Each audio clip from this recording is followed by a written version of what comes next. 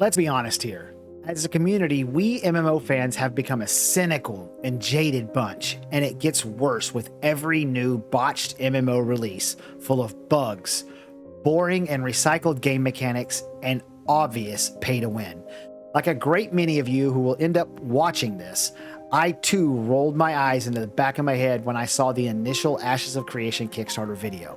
I wouldn't trust an experienced development studio with a project this ambitious, let alone some random upstart headed by someone with literally no experience in the video game industry. But like any good Stockholm Syndrome victim, I mean MMO fan, I kept one eye on the project, hoping that maybe I was wrong.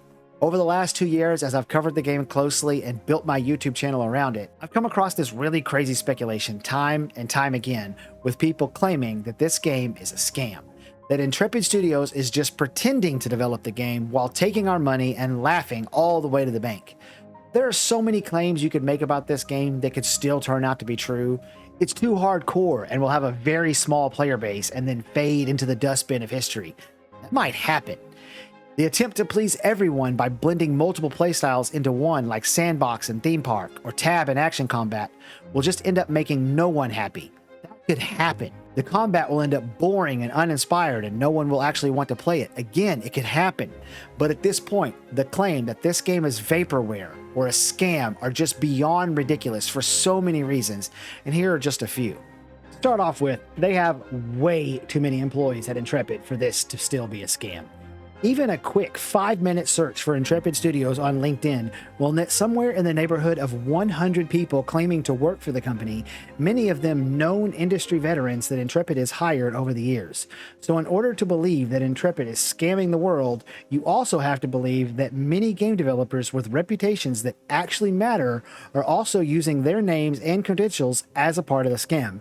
Hell, Margaret Crone herself is a partnered Twitch streamer and one of the most public-facing figures at Intrepid.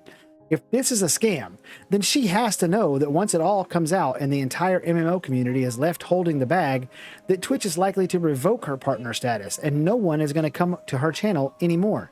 She's participated in burning the entire gaming community.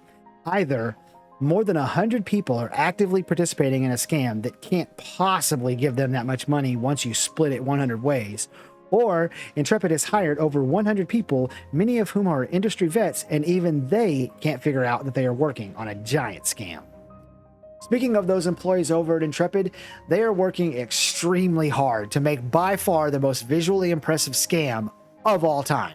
Take a look at the big classic example of MMO Kickstarter scams, Chronicles of Illyria, and look at their screenshots they've released over their years of development. There's no improvement. It doesn't get better and better and better over time. They all pretty much look exactly like something my Fiverr artist could do in MS Paint. With Ashes, that's not the case at all. Because one of their Kickstarter promises was a monthly live stream development update every single month, and because they have lived up to that promise, you can actually go back and watch all those updates and watch over time as 1 month they show a piece of concept art. Then a month or two later, they show that same piece halfway finished as an in-game asset, and then a month later, they show the final version. From concept art to in-game asset, and you can watch it as it happens. The same is true with the environments. Going back to the very early live streams, the environments are there, and some are kinda pretty to look at, but they are nothing compared to the masterpieces Intrepid has been showing off lately. Why do that? Why spend millions paying artists to make these beautiful environments if the whole thing is a scam? It's pretty dumb. But as dumb as that would be, nothing would be dumber than actually scheduling and conducting a month-long playtest for your Alpha 1 backers if you're just trying to scam people.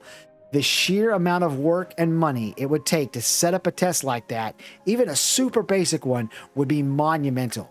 Again, why pay millions for engineers, coders, servers, and everything else that you would need to make a legitimate month-long test? You would be eating into your scam profits. And that's not even mentioning what those playtesters experienced once they got in the game. There wasn't just one quest line to follow that ended quickly and left you out in a huge empty world with nothing to do. No, There were multiple branching quest lines, some you found in the first major quest hub, and some you had to go off the beaten path and find on your own. And some of those quest lines took many, many hours to complete.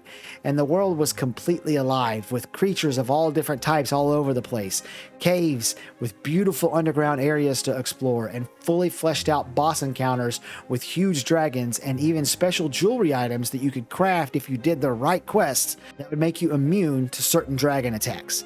I can't imagine how much money went into getting Intrepid to the point of being able to do that test. Many, many tens of millions of dollars. Why? Why do all that if it's a scam?